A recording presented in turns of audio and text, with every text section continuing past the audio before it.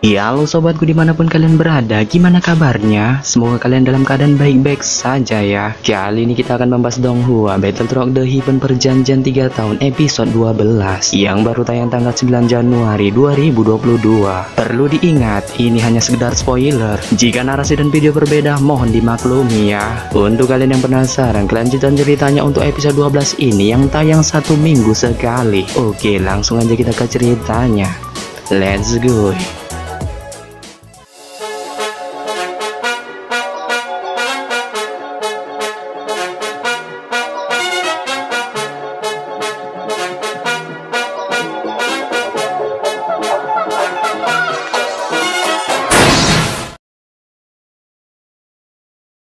Di episode 12 ini diawali dengan Xiao Yan yang keluar dari gua dan mencoba melarikan diri dari kejaran murid-murid sekte awan berkabut. Kemudian dia menghela napas dan berkata kepada Yalao, "Guru, apakah ada jejak murid sekte awan berkabut di dekat sini?"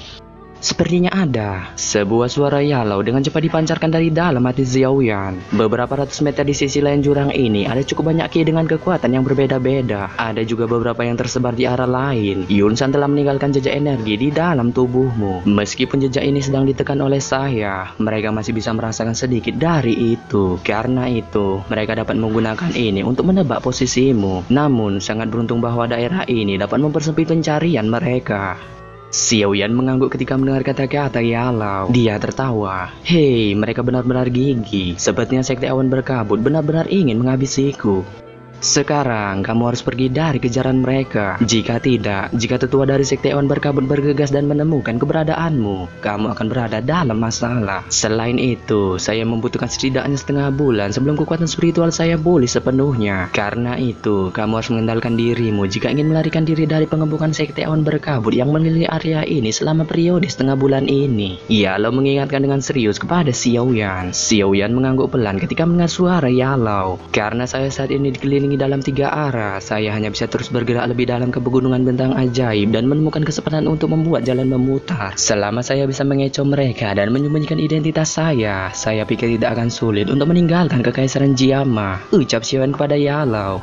Ya, semuanya terserah padamu. Saya akan membantu dengan melacak orang-orang yang mengejarmu, ucap Yalao di dalam hati Xiao Yan. Suaranya perlahan menjadi lembut sebelum benar-benar menghilang. Xiao Yan sedikit mengangguk ketika mendengar suara Yalao. Bahunya sedikit bergetar dan sayap awan ungu terbentang dari punggungnya. Dia mengepakkan sayap awan itu dan tubuhnya seperti buung besar saat dia menembak langsung ke arah awan. Ketika tubuhnya muncul di atas puncak jurang, Xiao Yan membalikkan tubuhnya. Dia segera mendarat di sisi yang berlawanan dari jurang. Dia perlahan mengembalikan sayap awan ungu dan berbalik untuk melihat hutan lebat yang mulai berdesir setelah merasakan gerakan. Dia tertawa santuy ketika tubuhnya berubah menjadi garis hitam yang langsung menuju hutan lebat. Dalam sekejap mata, dia perlahan menghilang. Di hutan yang lebat, sosok Xiao Yan dengan cepat melintasi cabang-cabang pohon dengan cara seperti jurik. Setiap kali jari-jarinya dengan lembut menekan cabang pohon, tubuhnya menembak secara tiba-tiba dari jarak yang sangat jauh.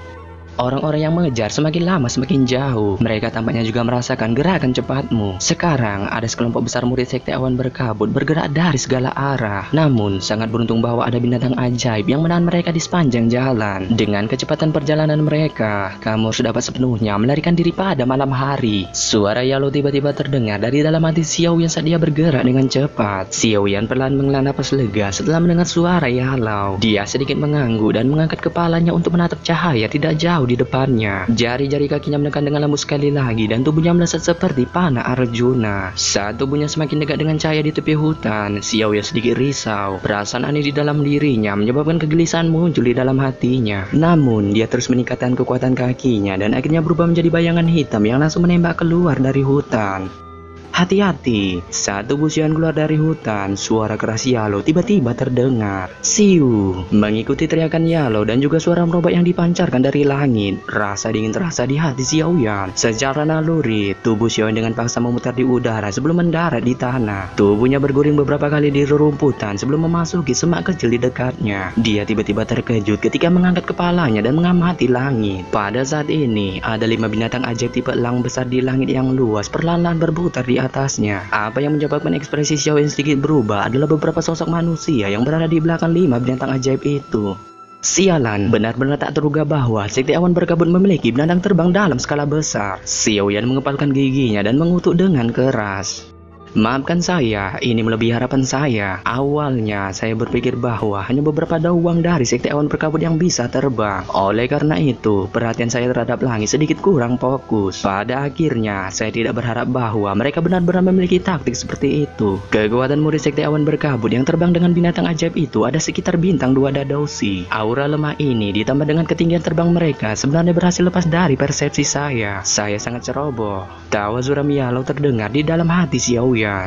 Guru, kamu tidak perlu menyalahkan dirimu. Saya sudah menduga bahwa rencana saya untuk melarikan diri saat ini pasti tidak akan berjalan lancar. Xiaoyan tersenyum. Dia mengangkat kepalanya dan menatap langit. Sebuah keganasan melintas di wajahnya ketika dia berkata, namun tidak cukup jika mereka ingin menghentikanku hanya dengan beberapa orang ini. Hati-hati, cobalah yang terbaik untuk tidak ditahan oleh mereka. Kalau tidak, akan sangat merepotkan begitu bala bantuan mereka tiba. Yalow sekali lagi mengingatkan ketika dia mendengar niat baku hantam dalam suara Xiaoyan. Iya dong, Xiaoyan mengangguk ketika mendengar kata-kata Yalow. Tangannya perlahan meraih lengan bajunya dan senyum ganas muncul di wajahnya. Sementara itu, 5 binatang ajaib terbang di langit berlama-lama di atas daerah ini yang diisolasi oleh hutan. Ada 2 murid sekte awan berkabut berdiri di belakang setiap binatang ajaib. Pada saat ini, 10 pasang mata cemas mereka langsung mengarah ke semak-semak tempat Xiaoyan bersembunyi. Mulai Pak, orang di bawah ini tidak diragukan lagi adalah Xiaoyan. Apa yang harus kita lakukan sekarang? Seorang murid sekte awan berkabut di belakang binatang ajaib terbang bertanya kepada seorang pria parubaya besar dengan hormat.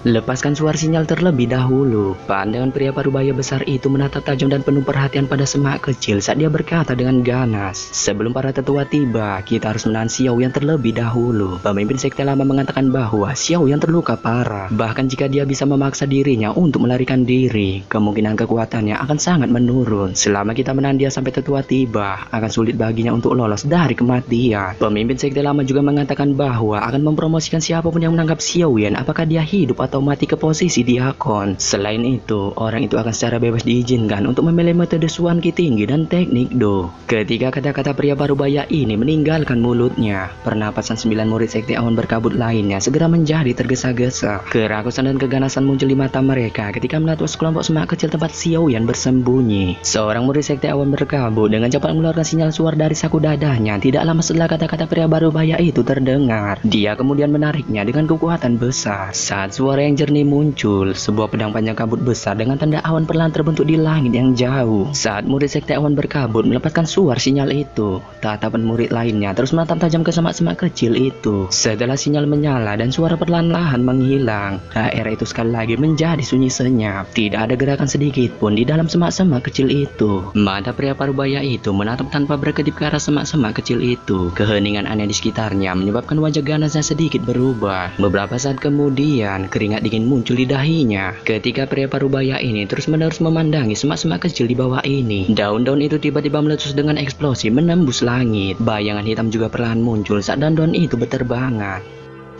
Kemana kamu akan pergi? Saat semak-semak itu bergerak, pria parubaya itu segera merasakan sesuatu. Pandangannya yang ganas langsung mengunci bayangan hitam itu. Pedang panjang di tangannya terayun dengan cepat, bahkan membentuk beberapa gambar di depannya. Saat pedang panjang itu bergerak, lebih dari 10 tebasan pedang yang tajam ditembakkan dari ujung pedang. Mereka bergerak dan dengan kasar diarahkan ke bayangan hitam itu. Bayangan hitam itu jelas tidak mau terluka oleh serangan ini. Oleh karena itu, kakinya tiba-tiba dimasukkan ke tanah dan dengan cepat menarik dirinya untuk mundur. Dia segera berguling di udara dan sekali lagi dipaksa kembali ke semak-semak kecil itu. Bocah kecil ini memang terluka cukup parah. Sudut mulut pria parubaya itu tanpa sadar menunjukkan ekspresi sombong. Namun sebelum senyum sombongnya benar-benar terungkap di mulutnya, cahaya 7 warna melintas di matanya. Hati-hati, pria parubaya itu sedikit berjongkok dan meraung dengan keras. Suara pria parubaya itu baru saja terdengar ketika jeritan 2 murid sekte awan berkabut terdengar. Pria parubaya itu mengangkat kepalanya dan ekspresinya berubah secara drastis ketika dia menyadari bahwa binatang ajaib terbang di belakangnya terkena cairan 7 warna pada saat ini. Tubuh 2 orang murid sekte awan berkabut yang menunggangi binatang ajaib terbang ini juga terkena cairan 7 warna ini sebelum mereka wassalam. Kematian menyedihkan dari teman-teman mereka menyebabkan wajah-wajah murid sekte awan berkabut yang tersisa menjadi pucat. Dalam kepanikan ini, mereka dengan tergesa-gesa mengarahkan binatang ajaib terbang mereka untuk turun ke tanah. Orang-orang tulul, jangan mendekati tanah, Xiaoyan ada di bawah. Pria parubaya itu segera berteriak marah ketika dia melihat tindakan tulul para murid sekte awan berkabut ini. Sudah terlambat. Tawa ganas tiba-tiba berdesis di udara. Sosok Xiaoyan tiba-tiba muncul dari dalam semak-semak kecil. Sayap awan ungu di punggungnya mengepak dan dia langsung muncul di sisi 3 binatang ajaib terbang. Penguasa Swan di tangannya secepat kilat karena menebas dengan keras ke arah 3 binatang ajaib itu. Mengikuti tebasan keras penguasa Swan ini, darah segar menghujani dan menembus langit. Segera, kepala binatang ajaib jatuh dari langit dan mereka wassalam di tempat. 6 murid sekte awan berkabut di punggung binatang ajaib itu mengeluarkan jeritan ketakutan saat wajah mereka menjadi lebih pucat. Begitu Xiaoyan membunuh 3 binatang ajaib terbang itu, dia mengabaikan murid sekte awan berkabut yang jatuh dari langit. Dengan kekuatan dadausi mereka, jatuh dari ketinggian seperti itu berarti wassalam. Tubuh Xiaoyan ditangguhkan di udara. Dia melirik satu-satunya binatang ajaib terbang yang tersisa di langit. Tanpa basa-basi, dia mengepakkan sayap di punggungnya dan dengan cepat melesat ke depan.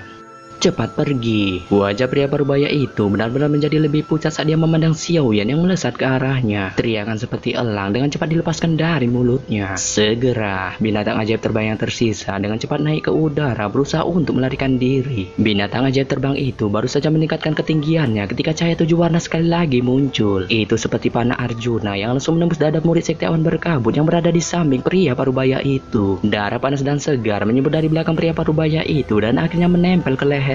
Darah itu awalnya hangat, namun itu menyebabkan pria parubaya itu merasa kedinginan. Karena kamu di sini, mengapa kamu ingin pergi? Sosok Xiaoyan tiba-tiba naik di ruang kosong di depannya. Akhirnya, dengan cara seperti jurik, dia mengangkat penguasa Swan di tangannya dan megang jari-jari di kepala binatang ajaib itu. Jika kamu ingin aku wassalam, kamu juga tidak bisa pergi dengan mudah. Tidak punya pilihan lain, pria parubaya itu mengempalkan giginya dengan ganas. Dia mengencangkan cengkeramannya pada pedang panjang di tangannya dan tertawa keras. Doki di seluruh tubuhnya melonjak saat dia menembak dengan keras ke arah Xiaoyan sambil membawa kekuatan yang gila. Xiaoyan menyaksikan pria parubaya tulul itu dengan niat untuk menghabisinya. Dia dengan lembut mengangkat penguasa Swan di tangannya dan menginjak kepala bintang ajaib itu dengan jari-jarinya. Tubuhnya melesat maju seperti panah Arjuna. Saat suara 2 pedang bertabrakan terdengar, kedua sosok itu saling berhadapan. Tangan Xiaoyan memegang penguasa Swan. Dia membalikkan tangannya dan memasukkannya ke punggungnya sebelum bersiul dengan mulut ke udara. Sebuah cahaya 7 warna bergegas ke lengan bajunya. Dia kemudian mengepakkan sayap ungu di punggungnya, memutar kepalanya dan mengamati sejumlah besar kelompok yang tiba-tiba muncul di langit yang jauh. Senyum ganas muncul di wajahnya saat tubuhnya dengan cepat mendarat di tanah. Segera, dia menghilang ke hutan yang sangat lebat. Tidak lama setelah Xiaoyan menghilang, sekelompok besar itu datang dari langit yang jauh. Mereka segera membawa angin liar ketika mereka tiba di tempat yang baru saja mengalami baku hantam besar. Kelompok besar itu terdiri dari 30 bintang ajaib dengan bentuk yang sama. Ada 3 tetua dengan sayap doki di punggung mereka di posisi terdepan. Ketiga tetua itu secara mengejutkan adalah 3 tetua sekte awan berkabut yang telah mengambil tindakan untuk menghentikan Hai Bodong ketika Xiaoyan pertama kali melawan sekte awan berkabut. Mole, di mana Xiaoyan? Bagaimana dengan anggota lain dari unit kecilmu? Pada saat ini, salah seorang tetua sedang mengamati pria parubaya itu yang berdiri di belakang binatang ajaib dengan kepala menunduk ketika dia berteriak dengan keras. Namun, pria parubaya itu yang bernama Mole tidak bereaksi terhadap kata-kata salah seorang tetua itu. Ada yang salah. Ketika mereka melihat Mole yang kepalanya menunduk, ekspresi salah seorang tetua tiba-tiba berubah ketika dia berteriak pelan. Saat teriakannya terdengar, tubuh Mole yang berdiri di belakang binatang ajaib tiba-tiba bergetar. Segera, tubuhnya meledak seperti bom di depan tatapan terkejut dari hampir 100 murid sekte awan berkabut. Darah segera yang menyebar ke segala arah segera mengalir turun dari langit. Setelah tubuh mulai meledak, binatang ajaib di bawah kakinya tiba-tiba mengeluarkan erangan yang menyakitkan dan tubuhnya bergetar hebat. Sesaat kemudian, ledakan terdengar dan ledakan lainnya terjadi. Darah segar disertai dengan potongan-potongan daging turun dari langit hampir membuat seluruh padang rumput hijau di bawah ini menjadi pemandangan seperti neraka. Ketika mereka mengalami peristiwa mengerikan yang terjadi di depan mereka, hampir 100 murid sekte awan berkabut memiliki wajah pucat saat mereka turun ke keheningan yang aneh. Beberapa yang lebih pintar tampaknya menyadari sesuatu dari tragedi ini. Salah seorang tetua tampaknya sangat marah saat dia memandangi darah segar dan sisa tulang yang berjatuhan di tanah. Dia mengempalkan tangannya dan tiba-tiba menundukkan kepalanya ke arah banyak gunung besar saat dia meraung dengan keras. Xiaoyan, bahkan jika aku terus mengejarmu sejauh ribuan kilometer, aku pasti akan merobek kulitmu dan mematahkan semua tulangmu. Oke, sampai di sini saja saya menyampaikan spoiler Battle Through the Heaven perjanjian 3 tahun episode 12 yang baru tayang tanggal 9 Januari 2022. Semoga spoiler yang saya buat ini sama lah sama aslinya pas rilis nanti. Akhir kata, saya ucapkan bye.